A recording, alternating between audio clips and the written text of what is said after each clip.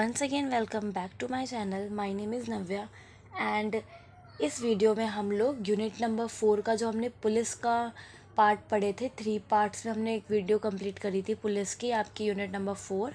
ठीक है, ये उसी का एक सेकेंड पार्ट है, दैट इज़ द CBI। ठीक है, that is the central bureau of investigation. ये वीडियो हमारी जल्दी ख़त्म हो जाएगी, इसी में मैं आपका ये कंप्लीट करा दूँगी। ठीक है, तो CBI की फुल फॉर्म क्या है? Central bureau of investigation. तो आज हम CBI के बारे में पढ़ने वाले, ये आपके टॉपिक में है।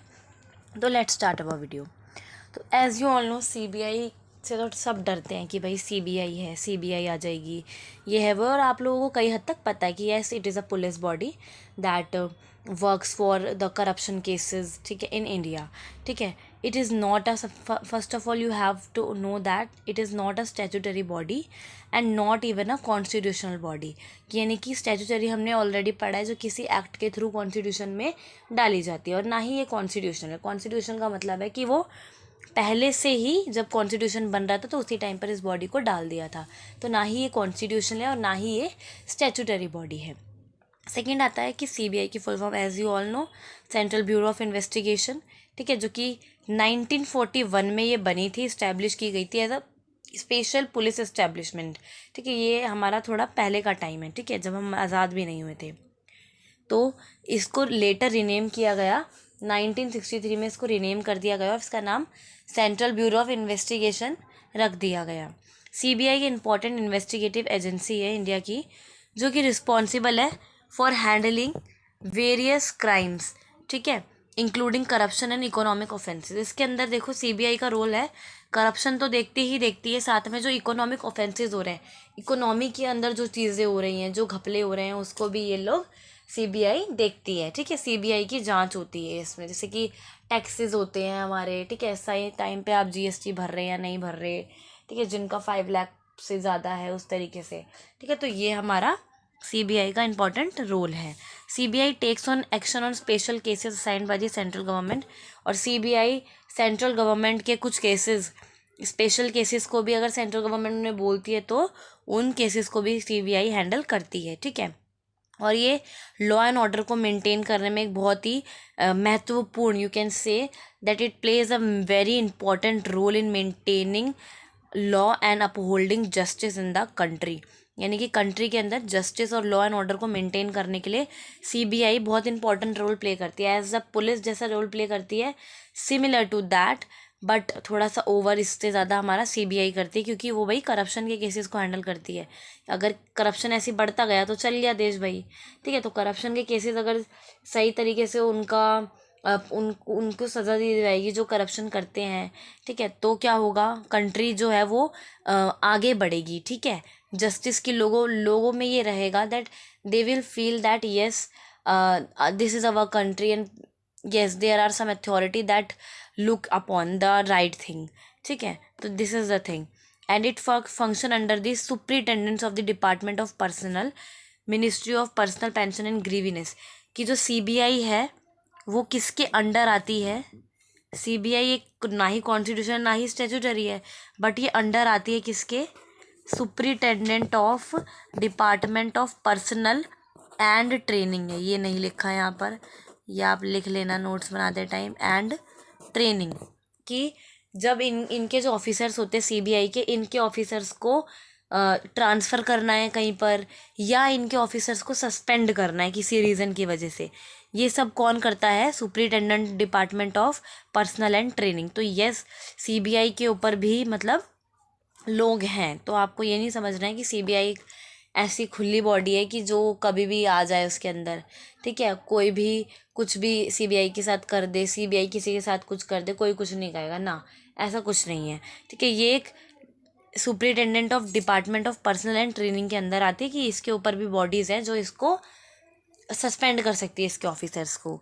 ठीक है, तो this is the CBI। And अगला हम देखते हैं, it provide assistant to the central vigilance commission and the Lokpal. जो CBI है वो CVC और लोकपाल को भी असिस्टेंस प्रोवाइड करती है। ठीक है, असिस्टेंट मतलब उनको बताती है कि भाई ये वाला केस आपको हैंडल करना चाहिए। तो यस, ये असिस्टेंस प्रोवाइड करती है CVC एंड लोकपाल को। अब यहाँ पर देखो, CVC एंड लोकपाल पे मैं उतना डिटेल में आपको अभी नहीं पढ़ाने वाली, क्योंकि जो आपकी लास्ट यूनिट है वो आपकी सीवीसी एंड लोकपाल पे ही बेस्ड है। ठीक है, ठीक है। तो ये आपकी लास्ट यूनिट में है, तो मैं इतना बता देती हूँ कि जो सीवीसी एंड लोकपाल हैं ये दोनों ही करप्शन के केसेस को हैंडल करती हैं। बस इसमें ये अंतर है कि जो सेंट्रल विजिलेंस कमीशन है ये 1964 में बनी थी, जो कि, और हालांकि लोकपाल जो है वो 2014 में बनी थी। सीवीसी करप्शन के केसेस को हैंडल करती है, ठीक है, और ये एडवाइज और गाइड करती है, गाइड सेंट्रल गवर्नमेंट को करती है ऑर्गेनाइजेशन इन प्रिवेंटिंग करप्शन। ये सिर्फ गाइड करती है, ठीक है, ऑर्गेनाइजेशन को करप्शन केसेस के रिगार्डिंग, ताकि एक गुड गवर्नेंस देश के अंदर चल सके। ठीक है, वहीं अगर लोकपाल की बात करते हैं तो ये एक इंडिपेंडेंट बॉडी है, सबसे इम्पॉर्टेंट, जो कि अगेन इन्वेस्टिगेट करती है केसेस। किसके केसेस? लेकिन करप्शन के ही केसेस करती है, लेकिन पब्लिक ऑफिशियल। अगर प्रधानमंत्री के ऊपर भी कोई करप्शन का केस है तो वो लोकपाल देखेगा उसको, ठीक है। किसी पब्लिक ऑफिशियल, किसी मिनिस्टर के ऊपर कोई केस है तो वो भी कौन देखेगा? लोकपाल देखेगा। किसी सेंट्रल मिनिस्टर या फिर स्टेट्स के मिनिस्टर। तो ये सारी चीज़, that is the difference between the Lokpal and the CVC. ठीक है, तो ये दोनों ही करप्शन के केसेस को हैंडल करते हैं, ताकि जो एक देश है उसके अंदर ट्रांसपेरेंसी, अकाउंटेबिलिटी और इंटीग्रिटी गवर्नमेंट के अंदर बनी रहे। ठीक है, तो आई होप आपको ये इतना क्लियर हुआ होगा। मैं इसमें जाएंगे हम डिटेल में, लास्ट यूनिट है आपकी उसमें पढ़ेंगे। ठीक है, अब हम अपने अगले टॉपिक पे आ जाते हैं, वर्क्स ऑफ सीबीआई। सीबीआई के क्या क्या काम है? तो सबसे पहला काम, एज वी ऑल नो, ये क्या करती है? इन्वेस्टिगेट ये क्राइम्स को under the prevention of competition act 1988। इस एक्ट के अंदर बेसिकली ये है कि किस तरीके से रूल्स एंड रेगुलेशन बताए गए हैं कि किस तरीके से सीबीआई को वर्क करना है, ठीक है, इन्वेस्टिगेट करना है क्राइम्स को। ठीक है, और दूसरा हमने पढ़ ही लिया था, ये असिस्टेंस प्रोवाइड करती है लोकपाल और सीवीसी को। ठीक है, तीसरा ये करप्शन के अगेंस्ट फाइट करती है, क्राइम भी देखती है, करप्शन भी देखती है। ठीक है, इन्वॉल्विंग पब्लिक ऑफिशियल, ब्राइबरी जैसी चीज़ों को भी ये देखती है।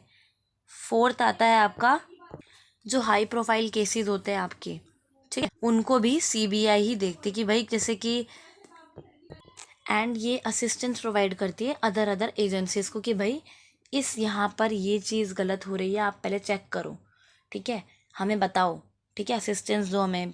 ठीक है, और दूसरा ये सपोर्ट भी प्रोवाइड करती है अगर इनको लगता है कि भाई किसी पर्टिकुलर जगह पर या स्टेट पर कुछ गलत हो रहा है या कोई करप्शन का केसेस है, तो ये वहाँ की जो एजेंसीज होती है उनको भी सपोर्ट प्रोवाइड करते हैं कि भाई जाओ और जाके आप अपना काम करो वहाँ पे। ठीक है, other law enforcement agency at the state and central level, चाहे वो स्टेट लेवल पर हो चाहे वो सेंट्रल लेवल पर हो। तो ये कुछ 5 वर्क्स थे सीबीआई के, ठीक है, जो मुझे लगता है आप इम्पोर्टेंट है, तो यस आपको ये लिखने बनते हैं आपके पेपर में। अब types of cases handle by the CBI, यानी कि सीबीआई किस किस टाइप के केसेस हैंडल करती है। ठीक है, तो यहाँ कुछ 7 केसेस मैंने लिखे हैं। सबसे पहला है एंटी करप्शन क्राइम, दोबारा नहीं बताऊंगी मैं। इकोनॉमिक क्राइम, ठीक है, कोई पैसा लेकर भाग गया आपका, बैंक खाली करके चला गया, ठीक है, जैसे इसमें बहुत सारे लोग हमारे अभी भी शामिल थे, ठीक है, तो इकोनॉमिक क्राइम्स में आपके वो आ जाते हैं। तीसरा है कोई स्पेशल क्राइम है भाई, कि जैसे आपकी जो हमारे फाइनेंशियल, जो हमारे डिजिटल मार्केटिंग से रिलेटेड या फिर कुछ इस तरीके के फ्रॉड्स हैं जो ऑनलाइन हो रहे हैं, उसको भी हमारा सीबीआई हैंडल कर लेता है। ठीक है, सुओ मोटो केसेस वो केसेस होते हैं, कुछ केसेस ऐसे चल रहे होते हैं इंडिया के अंदर या पूरे इंडिया कंट्री के अंदर, जिनको सीबीआई को किसी को कंप्लेंट करने की ज़रूरत नहीं है, सीबीआई उस केसेस को खुद से अपने पास ले लेती है। ठीक है, किसी की ज़रूरत नहीं है उस टाइम पे, तो वो होते हैं हमारे सुओ मोटो केसेस, दैट जो भी रनिंग बॉडी है, जो भी रूलिंग बॉडी है, वो उन केसेस को खुद से ले रही है अपने पास। ठीक है, तो वो होते हैं आपके सुओ मोटो केसेस। नेक्स्ट आता है आपका फाइनेंशियल फ्रॉड्स, जितने भी फाइनेंशियल फ्रॉड के केस होते हैं, ठीक है, जैसे मैंने बताया, ठीक है, वो सारे केसेस आपके हमारी सीबीआई ही लेती है।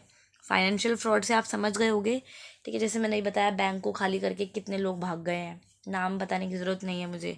ठीक है, 6th आता है टेररिज्म एंड नेशनल सिक्योरिटी, यानी कि अगर टेररिज्म एंड नेशनल सिक्योरिटी का मतलब है कि भाई ये नहीं बॉर्डर वाली की बात नहीं हो रही है यहाँ पे बात हो रही है कि भाई ऑनलाइन किस तरीके से हमारे हैकिंग होती है, ठीक है, साइबर क्राइम्स वगैरह होते हैं, उन सबको नेशनल सिक्योरिटी को बचाने के लिए भी जो हमारी CBI है वो केसेस को हैंडल करती है, ठीक है। बट इसका मेन इकोनॉमिक क्राइम और करप्शन केसेस रहते हैं ज़्यादातर, ठीक है।